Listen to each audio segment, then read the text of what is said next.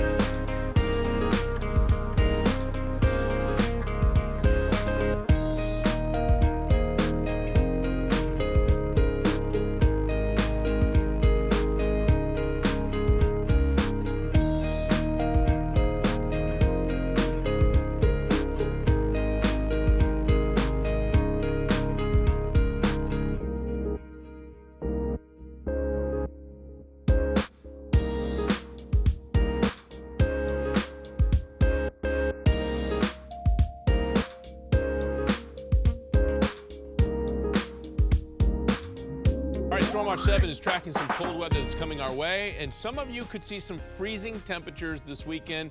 ABC 7's chief meteorologist Bill Kelly joining us now. And Bill, Holly spent the morning bringing all the plants that she had just taken out for the front porch back inside the house. Yeah, you got to do that, absolutely, because we have that freeze warning that's in effect, and that is going to be in effect for Saturday morning. So let me start you out and show you exactly with the big board here what we're talking about. We have the freeze warning for all the shades that are in the purple. Light blue is where we have the freeze watch that's in effect. My gut tells me the National Weather Service is going to bring that across for Saturday morning for all of us. And here's why. As we roll the big globe in, I'm going to get you a closer look. We have this area of low pressure there that's over the center part of the country. That's going to move across tomorrow, bringing us some rain, but it is the cold air that you see up into Canada. That is what is going to be dropping on down for your Saturday morning. And when we're talking about some cold conditions, we're looking at wind chills down into the 20s. It is going to be very cold certainly for this time of year, even for January. It's going to be more January-like. But as we look at our temperatures tonight, we're into the 60s now. Get out and enjoy. Of course, tree pollen's pretty high. We'll drop on down to about 52. Coming up in just a little bit, we're going to break that down a little further. We'll talk about those wind chill factors specifically for you, what you can expect when you make your way out the door. Plus, we'll look at the Mother's Day. We'll be back in just a few minutes.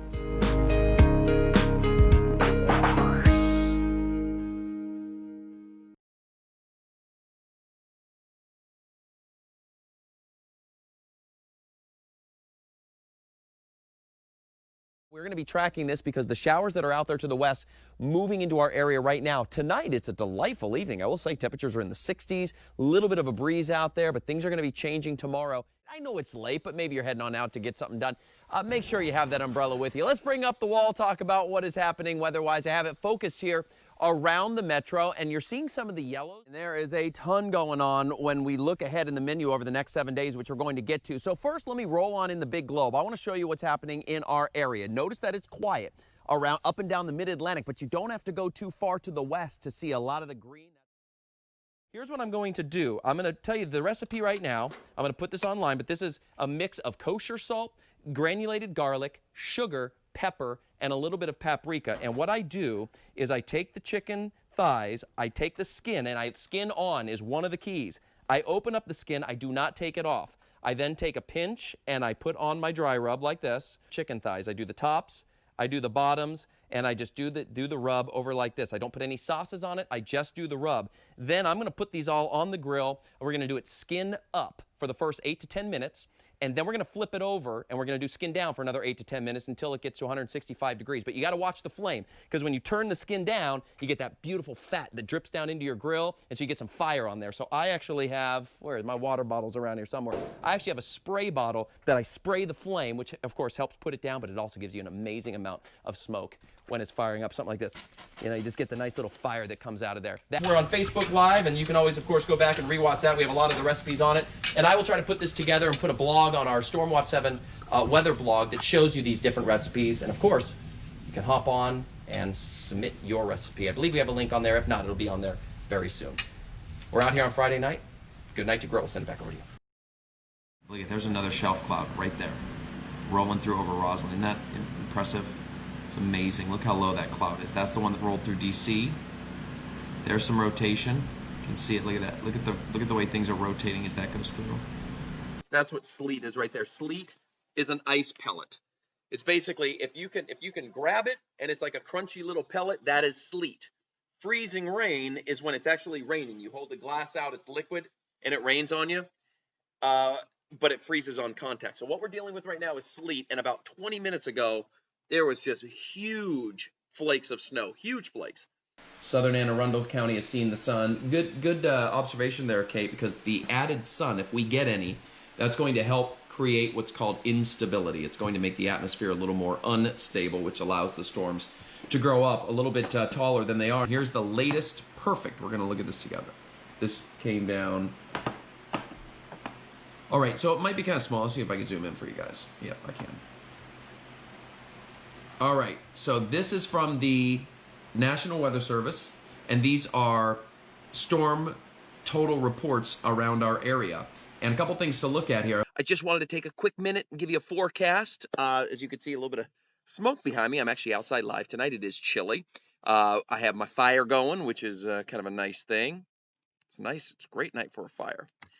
All right, so here's the deal. Dry ice, I'm going to put them in the liquid water. Little bubbles of 150 degree below zero temperatures, not air, but little bubbles will come up. They're going to hit the surface, immediately condense the water vapor.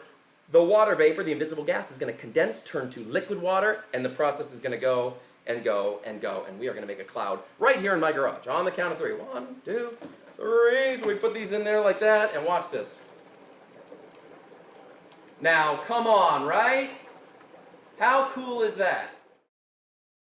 Hi, everyone. I'm meteorologist Bill Kelly, and these are my twin girls. This is Peyton, and this is Piper. And one of the things that we love to do is collect eggs from our chickens, right? Yeah, we have 11 chickens, and when they're young, they'll produce an egg per day. But now, they're a little older. They're 3 years old, so we may not get as many eggs, but we thought for Data Week, it'd be very fun to collect the eggs and track how many eggs we get. What do you say? Should we do it? Yeah. Should we go get some eggs? Yeah! All right, come on, let's go.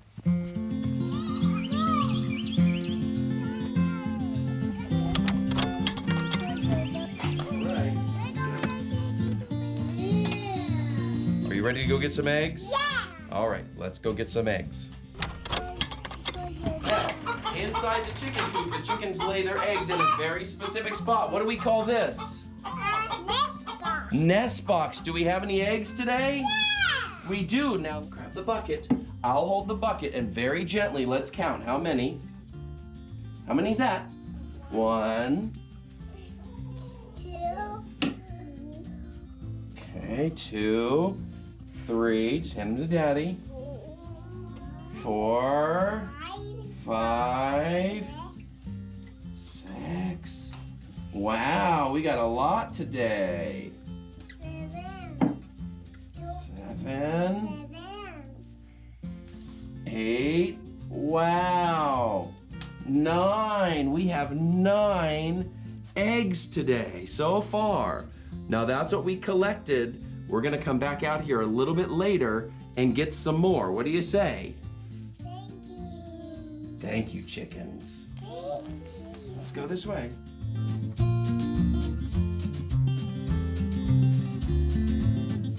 It's now after lunch. What do you think? You think there'll be some more eggs in there? Should we go check? Let's go see. Let's go. Let's go see. Up on in. Go see. Any eggs? Wait. What do you got? We got 1 egg. All right, let's put it in the basket. Ready? Okay, let's put the basket back up. We'll come back and check on them in a couple of hours. Okay, our final check of eggs. Do we have any eggs? Yes or no? 4 more eggs. Should we put them in the basket? Yeah! I will put 1 in the basket. Okay, hold those eggs. Hold those eggs. I'll go get it. Okay. Let's put those eggs right gently in the basket. Put them in. Good job. So we got 9 this morning, 1 at lunch, and 4 just now. That's 14 eggs. That's amazing. Now it's time for the chickens to go night-night. Say night-night, chickens. Good night, Piggy. We'll see you in the morning and we'll collect more eggs.